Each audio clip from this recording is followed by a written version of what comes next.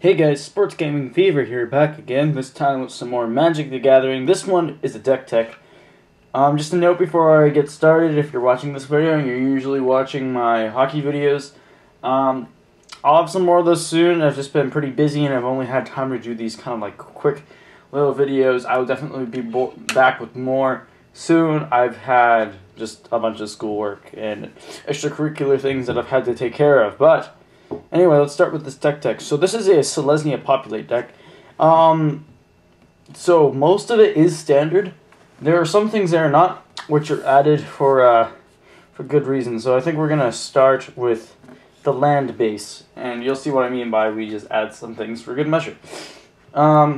Anyway, so we have a playset of Temple Gardens. So I'll put those down here. Chalk lands. I actually have 5 of them. I have one of my trade binder. Oop, hit the camera. I'm gonna be doing like a trade binder thing soon. I haven't done any YouTube trades before. I might get into doing YouTube trades. I'm not exactly sure though. Anyway, depends on like how my parents feel about me doing that kind of thing, getting stuff mailed to me. Anyway, we also have a playset of Sun Petal Groves, which you also need if you're going to play like a competitive deck, which I consider this a pretty competitive deck. Move things up there. Then we have 1, 2, 3, 4, 5, 6, 6 plains. That's Munza foil right there. And then we have 1, 2, 3, 4, 5, 6, 7 forests. That's a very nice forest. One of my favorite forests I have. And then on top of that, we have 2 Gavany Township. So, Gavany Township, it adds 1 colorless to your mana pool. And then, if you tap 2 colorless, 1 green, 1 white, and you tap this land as well, put a +1/+1 counter on each creature you control. Which is good late game if your opponents are putting out creatures that you just can't seem to handle. So, in total, this would make 10 lands. This 12 plus 4 is 16 plus 7 is 23. So that's 23 lands. That's your like standard land base. Anyway, next we go on to other spells, which is like basically instants, sorceries, and some enchantments. So those are right here. Start off, basically, what ties this deck all together, this deck would not work without this card, is Selesnya Charm. And I was lucky enough to open a foil one in my Return to Ravnica unboxing, if you saw that video. If you have not, check out my channel. So yeah, a playset of Selesnya Charm. And basically what this does, it's so versatile. So, choose one. Target creature gets +2/+2 and gains trample until end of turn, which is not a bad boost. I don't use it too often, but it's good to have a combat trick. Or exile target creature with power 5 or greater. I use that more often than the first one, because the reason this card is so well built is that because you know you're playing with small creatures. You're usually not going to have a Martyr Worms out there or 5/5 Worms early game. You're usually going to start with your 2/2 Knights with Vigilance, which this also produces. So they know if someone puts out like a 5/5 out there or something with power 5 or greater, then you need to get rid of it, and that's how you do it. And it doesn't just put it into the graveyard; it exiles it. And like I said, you do a 2/2 white knight creature token at instant speed, which is hugely important. Which is why I think this is probably the best charm in the Return to Ravnica block. And so, yeah, so I truly think I've seen all of them. I just think it's the best. Maybe a little bit biased considering I play Populate Selesnya, but yeah. Then I only have 1 Advent of the Worm. Hopefully going to get a second one at some point, but yeah, Advent of the Worm. Put a 5/5 Worm creature token with trample onto the battlefield at instant speed. Guys, this is a good card. So those 2 are getting our Populate going. So is Beckon Apparition. Exile target card from a graveyard, put a 1/1 white-black spear creature token with flying onto the battlefield. So that can take care of flying. It's not going to kill anything with flying, but it will protect us from creatures with flying. So if someone brings in a huge flying creature, then that takes care of it. So does Midnight Haunting. Both of these at instant speed too. You can kind of chump block with them, but I put 2 1/1 white spirit creature tokens with flying onto the battlefield. So Midnight Haunting is also pretty decent. And I just dropped some cards on the ground, which are 2 revives. So revives is going to bring our green creatures back, our green cards back into our hand. So that is very useful. I usually use it once I use a Selesnya charm. If I have that in my hand and I'm not really doing anything else at the moment, if I get a chance, I will play a revive to bring that back into my hand because it is so versatile. Next we have 2 Druid's Deliverance. So it's 1 more mana than a Fog, and it does basically what a Fog does, but this also populates, and that's why I play it. In some cases, yeah, I probably should play a Fog, but Druid's Deliverance lets me populate, and that's why I play it over Fog. I haven't really run into a situation where it's like, oh, I only have 1 mana open, I need to play this spell, because once I get that spell, I usually only need to use it late game if I'm losing, because this is a fast deck. So late game, that's when I generally use with this, and I'd have plenty of mana open to use that. And that usually sets me up for a win, because I populate, say if I have a worm out there, populate the worm, and prevent all combat damage to me if they like full swing or something, and then I just attack and win. You know, it's won me many games, and that's why I keep it in my deck. Next we have Sundering Growth, which is basically a Naturalize, with the plus that it populates, which is why I like it better than Naturalize. Of course, it's hybrid green-white, which doesn't really affect me because I play green-white in this deck, obviously. I wouldn't play it over Naturalize in other decks because obviously you wouldn't need the populate, and the other thing is a colorless, so if you're playing green-blue, green-black, something like that, this is not the way to go. If you're playing green-white and you have some creature tokens, definitely play this over Naturalize if you're playing something like that. Next we have 3 Giant Growth.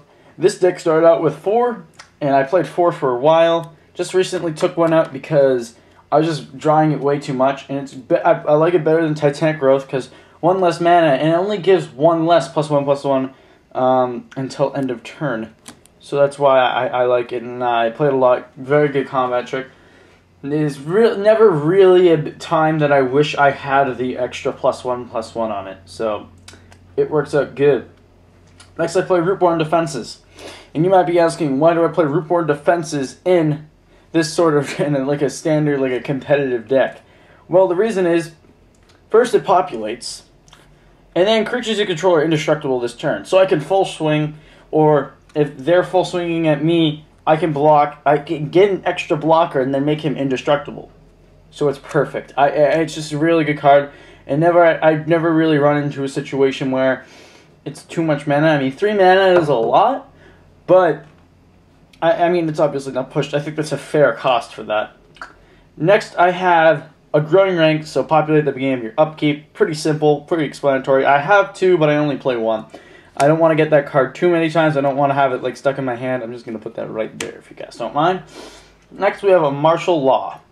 So at the beginning of your upkeep, detain target creature, which helps if there's a bigger creature or a creature that can basically devastate my my deck. I can just detain it if it's out there, if I get it. Obviously, I only have 1 up. And last, I just recently acquired this card, so I've not played with it yet, but it's looking amazing. Parallel Lives, perfect enchantment for this deck. If an effect would put 1 or more tokens onto the battlefield under your control, it puts twice that many of those tokens onto the battlefield instead. Guys, this card is going to work great with this deck. I have not gotten a chance to play with it, unfortunately, yet, but soon I will. So, as I get these out of the way, you will now get a nice look at the creatures in this deck. And there are a lot of them. So, here we are. First of all, I play a playset of Wayfaring Temple. So its power and toughness is equal to the amount of creatures you control, and every time it deals combat damage to an opponent, it populates, which is fantastic. So, if you play it with Parallel Lives, populates twice. Which is great. Well, it'll put 2 whatever creature token I put out there with it, which is great. It's pretty self-explanatory, good card. Not worth too much money, which is how I acquired them so easily. I opened 2, and I believe I traded for 2. So yeah. Then, what pairs very nicely with that is Silverblade Paladin. because it if you pair it with that, soulbound it with it, both of the creatures get double strike. So, if I have Parallel Lives up there, these are soulbounded, Wayfaring Temple gets in, I get 4 creatures for that. And all of a sudden, it gets +4/+4. It's just fantastic. I love it. So, yeah, Silverblade Paladin, good card. And I play 2 of them. Then, another 2 that I play is Armada Worm. Trample. When Armada Worm enters the battlefield, put a 5/5 green worm creature token with trample onto the battlefield. This is a good card. Pretty self-explanatory. Pretty funny looking art too. Next I play 2 Centaur Healer, just to have that 3/3 for 3, gaining 3 life when it enters the battlefield. It's a good card. If I'm running, because if I'm running slow with my Populate, Wayfaring Temple is only going to be like a 1/1 or 2/2. I can put a Centaur Healer out there. It will get the job done for a couple of turns while I wait for my creature tokens to jump into play. Next, I recently traded for this as well. Captain of the Watch. So Vigilance, other soldier creatures you control get +1/+1 and have Vigilance. When Captain of the Watch enters the battlefield, put 3 1/1 white soldier creature tokens on the battlefield so they become 2/2s. The 2/2 soldier with Vigilance out there will get +1/+1, becoming 3/3, so it just ties the deck together pretty well. The Standard Monk, it puts 2 spirits out there, which is nice, and it has Vigilance and 5 mana for as many creatures as you control as its power and toughness. So it automatically comes out as a 3/3, and with being 5 mana, I'll definitely have other creatures out there, unless I've run myself into some pretty big trouble. Then we have Prize Elephant. 4 mana, basically a 4/4, because if you control force, it gets +1/+1. And then I can pay 1 mana to give it Trample. It's not a bad card at all. I do like it. I mean, it's an okay card. Obviously, it's like my last card, like that I play in it, but it makes the cut because it works. It's a 4/4 that can get me passive by Populate is not working. Mentor of the Meek. I can pay 1 mana when a creature with 2 or less power comes into play, which is a lot of my tokens. And then I get to draw a card if I do so. Next we have Golgari Decoy. Basically another, like an alternate win condition. If I have a bunch of creatures, just tap this to attack. All of my opponent's creatures have to block that.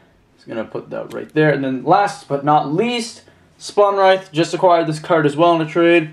Whenever Spawnwraith deals combat damage to a player, put a token into play that's a copy of Spawnwraith. So you just keep making and making and making Spawnwraiths. And it's pretty good, guys. Alright, well, that's my deck. I hope you guys enjoyed this deck tech. Let me know, I guess, what I could do to improve this deck. And I think it's pretty good. Anyway. And soon I will have a Blue-Black Zombie deck. I just ordered some cards on Star City Games. Those should be shipping very, very soon. So, they've actually already shipped. I just haven't received them yet. So, that'll be good. Anyway, guys, hope you enjoyed my Selesnya Populate deck, and I'll see you next time. Bye.